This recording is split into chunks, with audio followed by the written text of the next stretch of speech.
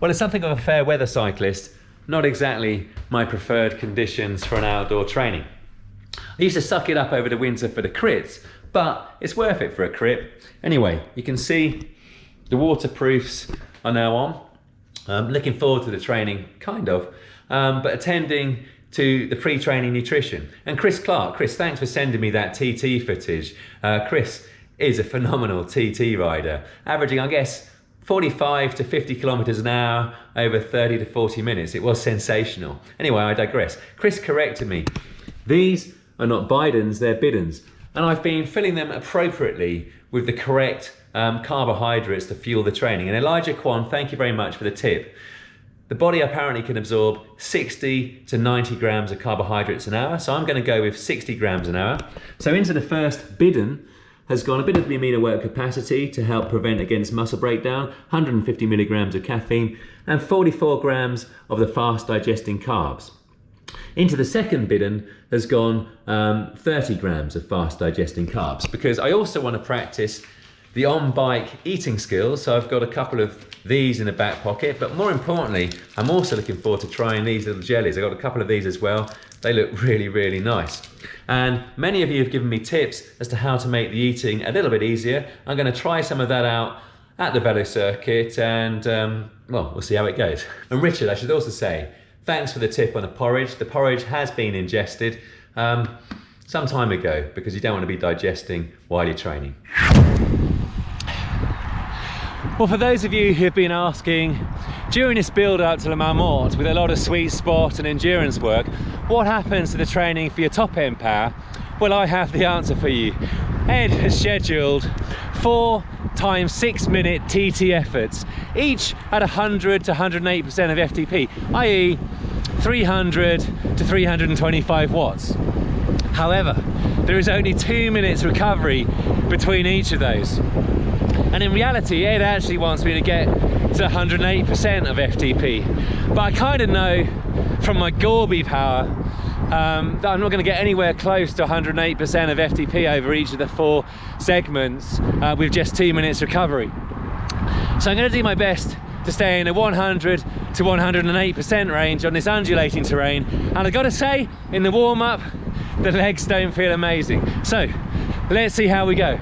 Also, I do suspect that my FTP is probably a bit below 299 watts. So, you know, by aiming for 100 to 108% of a 300 FTP or 299 FTP, I reckon I'll be doing the job. With the 2 minutes recovery, these are absolutely disgusting. I've done 318, 305, 308 watts. First 2 on the drops, third one on the hoods. About 30 seconds recovery left.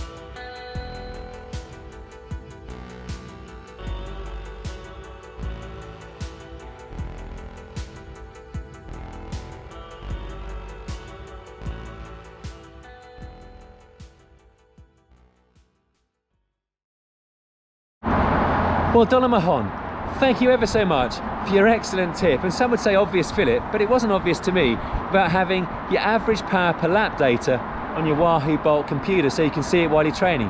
And here, it made a massive difference. The tarmac is beautiful and velvety and smooth, but it undulates a lot and there's some really tight corners. So 1 second you might be 360 watts and the next minute 250. You're on and off the power a lot.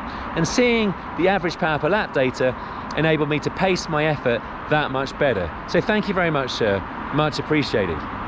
And Ed Laverack, boy, oh boy, have you surpassed yourself. That was one disgusting training.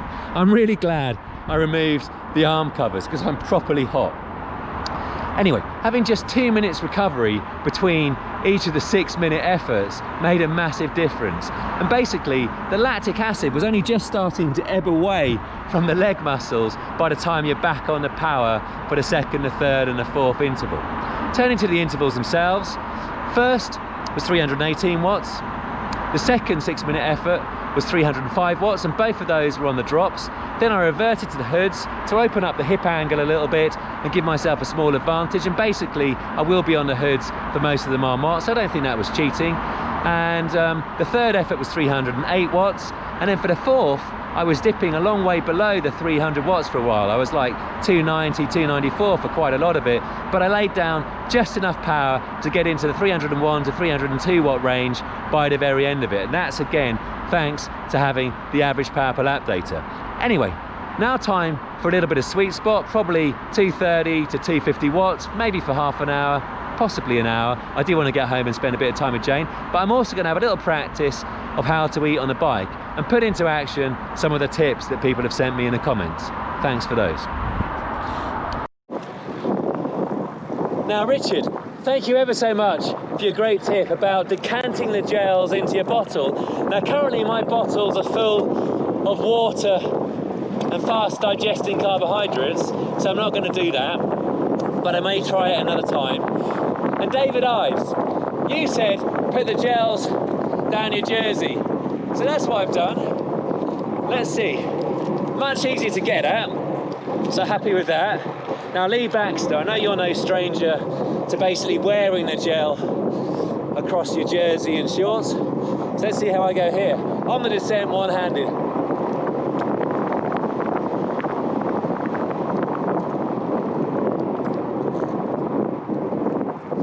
Wow, that seemed to work all right.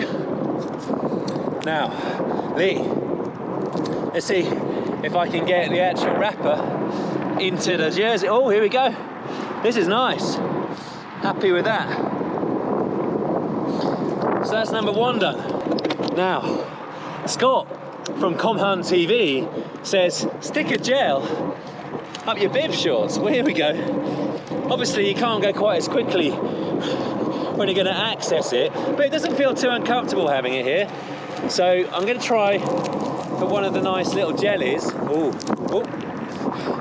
Here we go.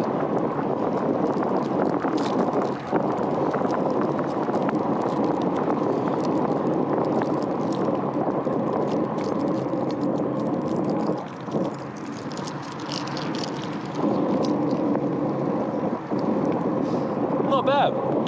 These are good. These are really good.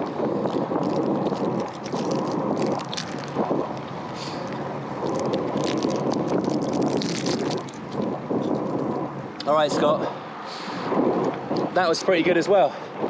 Thanks for that. And look, so good, David. I stuck one in the jersey as well. Here we go.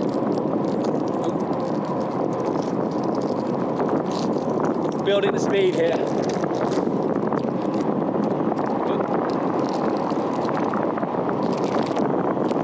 Oh, wow.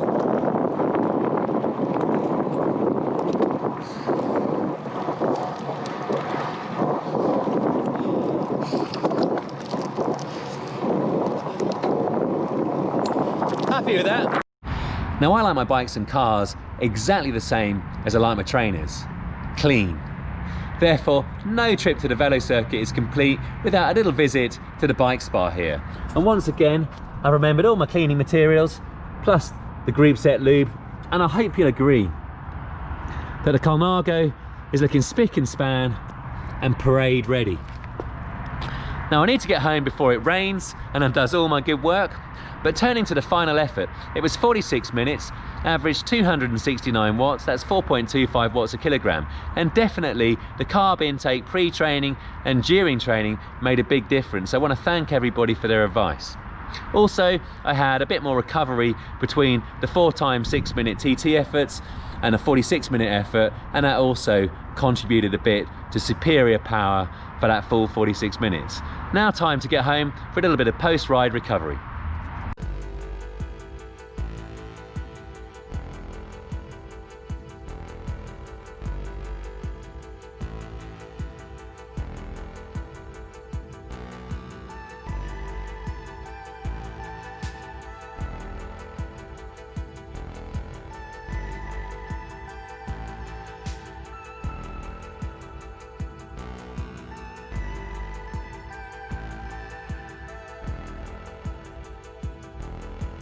So for the post-ride nutrition, the protein shake, berries and hippie milk, plus the greens separately for the greens, have all been ingested, delivering the vitamins, minerals and amino acids to start the process of repair, recovery, and hopefully building the muscles and power back a little bit stronger than before the training began. However, very excitingly, Jane has walked 2 hours to go to somewhere where a number of you have recommended, Fabrique.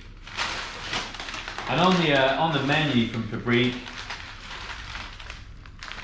is clearly the Good Life. Ooh. Tell me that doesn't look good. But also, I think some buns have been procured. I know some buns have been procured. Here we go. What buns are they?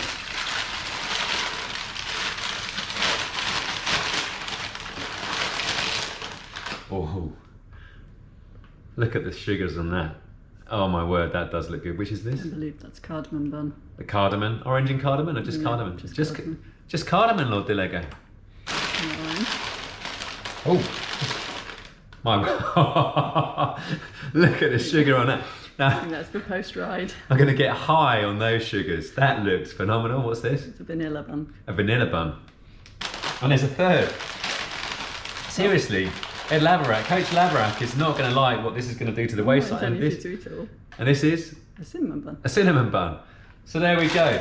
I think in terms of the bakery, well, we're well sorted for Sunday. Taste test, starting with the vanilla.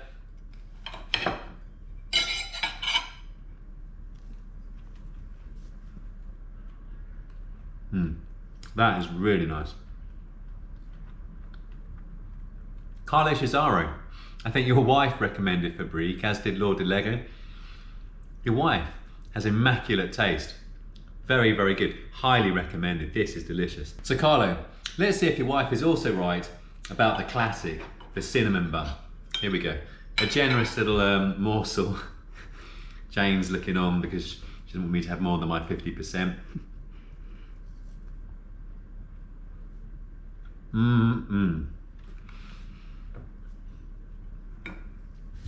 You can see the cinnamon and just how moist the bun is. That is perfect. Kudos and respect. Thank you all so much for the recommendations. Really, really enjoying exploring little bits of London. Well, Jane exploring this time. Little bits of London that we've not been to. Fabrique, definitely recommend.